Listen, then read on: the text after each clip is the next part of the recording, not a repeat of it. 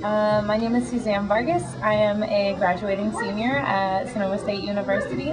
I am 21 years old and I identify as fluid, which is basically similar to bisexual, but instead of saying that there are only two sexes, male and female, fluid recognizes that there is something bigger than just two aspects to the gender polar dynamics, basically.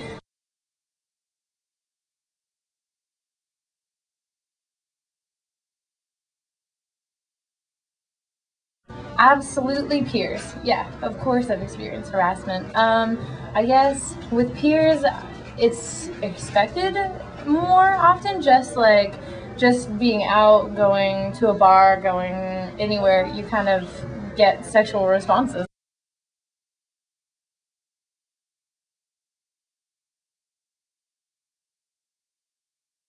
This makes me want to laugh because yes, I've definitely been sexually harassed at my job. Um, I've definitely been sexually harassed at almost every job that I've had. Um, for the most part, though, it's not enough of a deal to make me want to leave the job or change it, which is not a good thing. I mean, I feel like the majority of it has gotten to a point where when I look back on it, it's like, oh, well, you kind of have to expect that. And that's not true. That shouldn't be what is actually happening. But I would say that that's definitely been my history. So how was it handled by my employer? They said it wasn't a big deal, basically.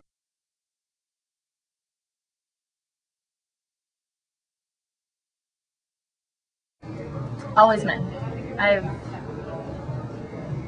I've been harassed a few times when I was a bartender by women, but always men, always. And always men who, like, I receive a lot of harassment when it's like, they ask me, like, are you dating this woman?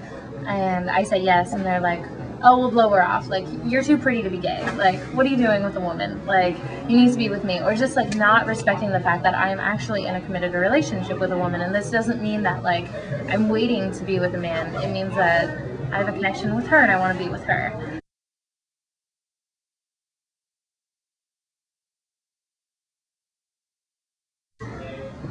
I would say that everyone has different reasons, but when you get down to the very end of it, I think it's because they don't understand, because they're afraid of it in some way, that they're scared that having friends might turn them gay or queer, that they don't really understand.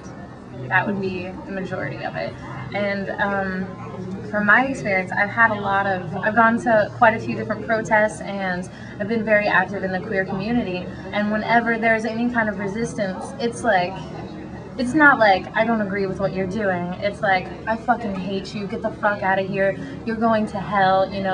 All of these people have been in hell for like 3 years, 49 days, 3 hours, like counting it down, like just like up in your face screaming hatred at you. And that's one aspect of hatred where, like, I just don't understand. Like, how can you hate that much? Like, what is it about me that makes you want to hate so much? Because it doesn't have anything to do with me. It has to do with them and them not understanding and not being able to stop and try and, like, actually look into it from like a neutral area.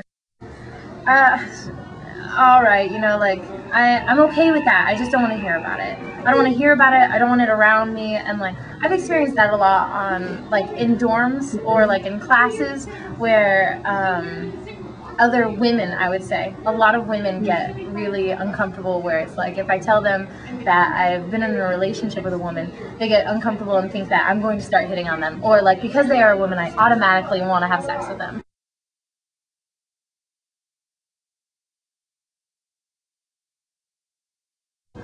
Yes, absolutely. I grew up in the Bay Area bubble, and I know what it's like to always feel accepted or comfortable and not have to fear anything. But, I mean, when I was 16, a transgender person in my neighborhood was brutally tortured and murdered because she was transgender. And my best friend, her roommate, had had his head like slammed against her bedpost until like he was killed with brain matter scattered across her bed. Like when I was in the UK, I had people like throw rocks at me when I was walking to work because I was on the street where there were like where the gay clubs were at, you know? Yes, I definitely hold that back at times. And in some ways I'm really lucky because I can pass as being straight, and so people don't automatically assume that I'm gay. But what about the people who can't? You know, like, that's not fair. They don't have the option to withhold. And even just when people make little comments like, that's so gay, like, I might not know you and you might not know the fact that I identify as queer, but you saying that makes me think like, oh, maybe you're not okay with me. Like, should I tell you? Like, do I really want to be honest with you and open with you?